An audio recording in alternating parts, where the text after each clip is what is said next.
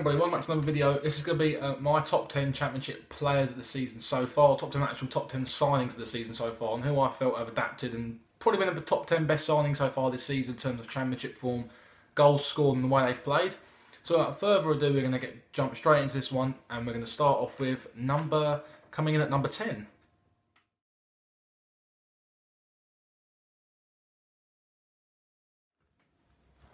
So coming in at number 10, as you can probably tell by the picture that leads into this one, it is Darnell Fisher of Preston North End. 9 appearances this season after a summer transfer from Rotherham United, where he probably wasn't at his best in the poor Rotherham side that really struggled last season for points and goals. But this season he's really stood out under Alex Neil for a transfer fee of under £1 million as well, I think it was. There wasn't a lot of money he went to Preston for, and he's really stood out. As I said, 9 appearances this season, and he's looked really good at right back in certain games. He's not played a lot though, however. But in the games he has, he's really showed improvement under Alex Neil. He's a fantastic coach and a really good manager. As we saw at Norwich a couple of seasons back, he's took him up to the Premier League and he's doing a good job at Preston. But as for Darnell Fisher, solid start to the season. If he can build on that, and I'm sure some of the bigger boys from the league above in the Premier League won't be looking at him as a potential signing for a future development player. As he's proven, he's a very good fullback. Didn't do too bad at Celtic. Got in the Celtic first team quite a bit. He's a good athlete as well, and he'll show some good promise, I reckon, going forward. So now, as we move on into time for transfer number 9.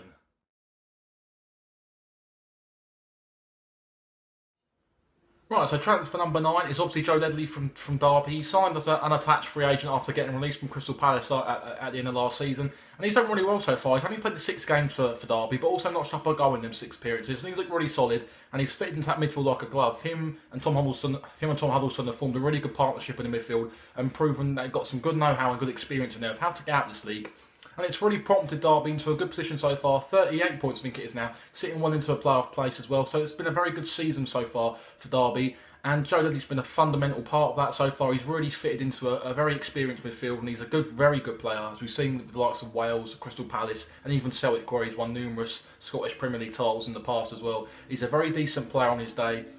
He's got plenty of experience, and his experience will become vital towards the end of the season should Derby still be in and around that playoff mix. And I think definitely he's obviously been rewarded with a longer term deal after he signed a short term deal, but Derby were quick to get him up onto a longer contract after proving that he's definitely worth that extra investing in for a longer contract. And yeah, if they keep hold of him, which I'm sure they will, then I definitely think they'll be nailed on for a playoff place should they keep him fit as well throughout the whole of the season.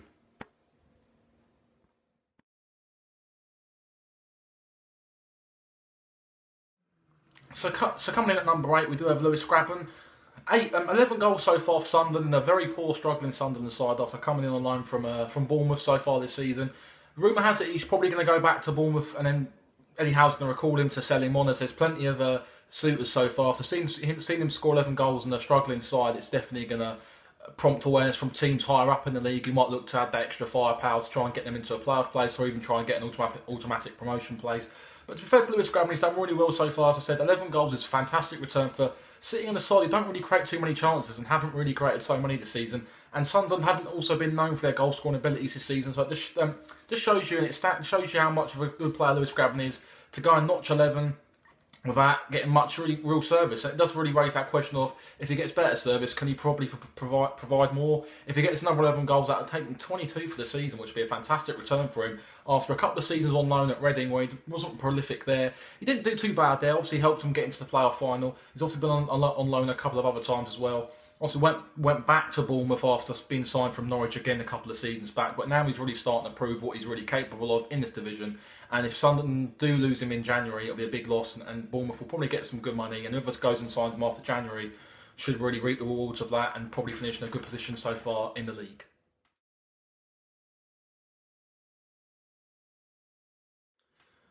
So coming in at number 7, we do have Martin Waghorn of Ipswich. He has scored 10 goals so far this season, been a very, very solid acquisition. One of 2 acquisitions from Rangers. Joe Garner also followed his way up to Ipswich as well after getting let go by Pedro Caixinha the current, or ex-Rangers manager after he got sacked. But look at the way Martin Waghorn is. It was a very good signing, I felt. Obviously, he already had that championship experience with the likes of Wigan, so he knew the league already quite well.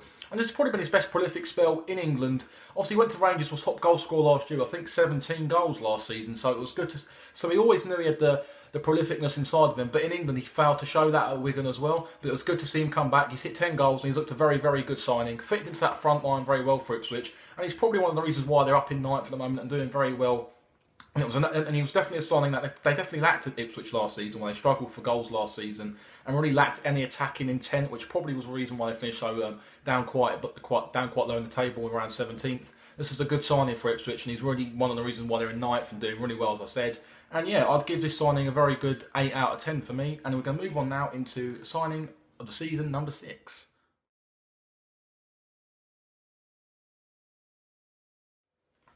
So number 6 is Nathaniel Mendez-Laing. Obviously had a fantastic breakthrough season at Cardiff following a very, very, very good spell at Rochdale, which earned him the move to the Championship. He scored 4 goals this season so far, and it's been a very fruitful first season or first half season in the Championship so far for Mendez-Laing. Obviously, he's been in and around some bigger clubs, but failed to get any breakthroughs. Obviously, done what most footballers really should be doing, in my opinion. Went down to lower league, wasn't afraid to go down to lower league to get some first team football, and he's worked his way back up again after doing very well at Rochdale, as I said.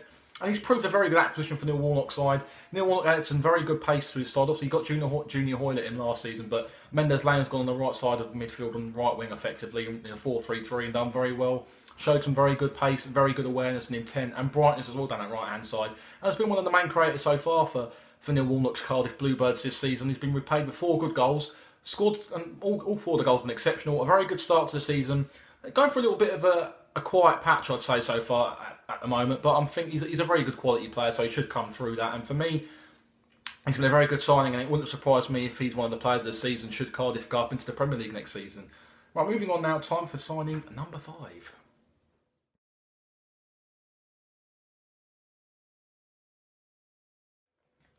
Right, so signing number 5 is Barry Douglas of Wolves. Fantastic player this season, really come in after a little spell in Turkey. He's come in and proved his worth.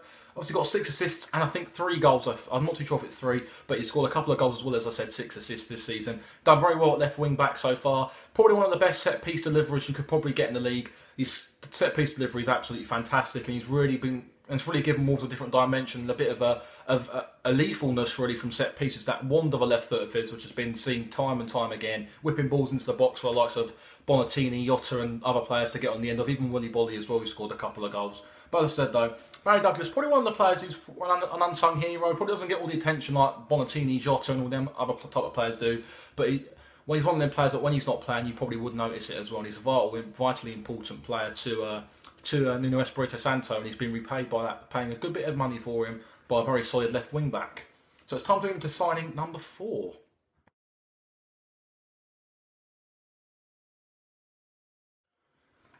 So that signing is John Ruddy of Wolves. He's coming after being released from Norwich last season, and he's already made 8 clean sheets. Obviously, what's his name? Neil Etheridge and Darren Randolph have also made, I think, 9 clean sheets. A couple more than John Ruddy would have done. But John Ruddy's played a considerable amount of less games than the other 2 goalkeepers put together. So it just shows you what a quality keeper he is. Obviously, he didn't get much game time at Norwich last season, thanks to Michael McGovern being number 1 under Alex Neil. But obviously now Ruddy got released, and at the moment at Norwich, Michael McGovern's number 2 behind Angus Gunn. But as for John Ruddy, though, he's even made a couple of assists. He's been a solid bit of experience between the sticks. And it's probably what they need in terms of a good experienced goalkeeper, experienced promotion, knows what it takes to get out of this league, and knows how to deal with pressure of being in a high league, and the sort of pressure you'd probably need to deal with when you're sitting top of the league. He's been a very valuable signing, and it's for a free transfer as well. Something that money probably would have cost a lot of money to try and buy. He's offered that experience, and it's been a fantastic signing. Right, so we're going to move on now and get into signing number 3, the big 3.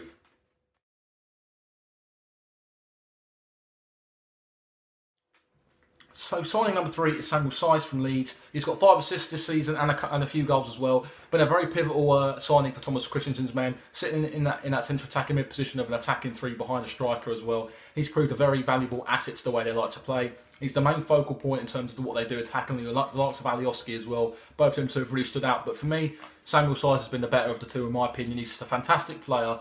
probably the Championship David Silva, I'd probably say. It's quite a bold prediction because David Silva's a fantastic player recently and always has been. But I'd say he's probably the closest the Championship can offer to David Silva. Obviously with nationality as well, both Spanish. But it's the way he plays in that. He's very good. He picks the ball up in little areas and can probably find space in a post box with a ball and still probably find a pick a player out on that. So he's done very well so far this season for Leeds. And again, similar to Waghorn, he's probably one of the reasons why Leeds are doing quite well this season. Picks up the ball, gets plenty of assists. He's one of the main people who distributes the ball, gets moves going, and Leeds seem to run a lot of play through him. And he's been a very good standout season for himself. If he can keep this up, then I'm sure Leeds could be very well and end up in the playoff place maybe. Right, so it's time for signing number 2 and signing number 1.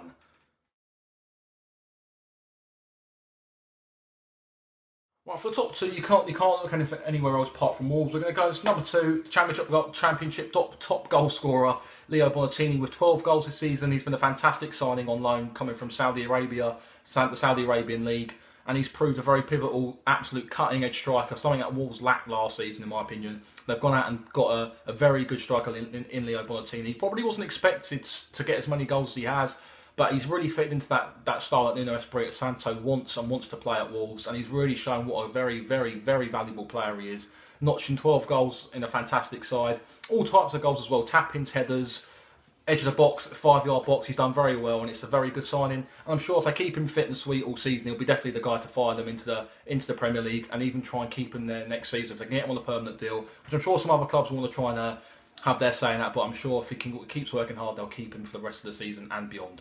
So it's now time to get to signing number 1.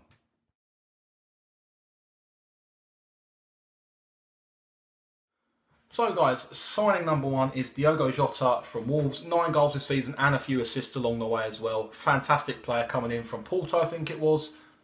No, it wasn't Porto, it was Ruben Neves. I think it's from Atletico Madrid on loan. So he's been a fantastic signing. Obviously, a few eyebrows raised as to why he went there on loan, but he's really starting to prove that he's a class above this league, in my opinion. Outstanding distribution, outstanding attacking creativity. He's basically what all teams would love in their team. He sits on the left side of midfield, but the way he plays in that, he gets forward. 9 goals from left wing and assists as well. He's what every manager dreams of having in the winger. Goals and assists, the ability to score as well as set up goals as well.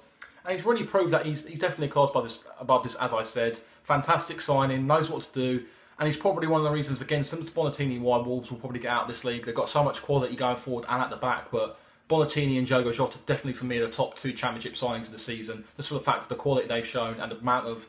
They look a class above this league. You can see every week and that they're just absolutely walking past defences, really starting to show why they were heavily invested in getting paid so much for. So there we go, guys, there's my top 10 Championship signings of the season so far. If you like it, hit the like button, subscribe to the channel if you're new, and we'll see you all in the next one.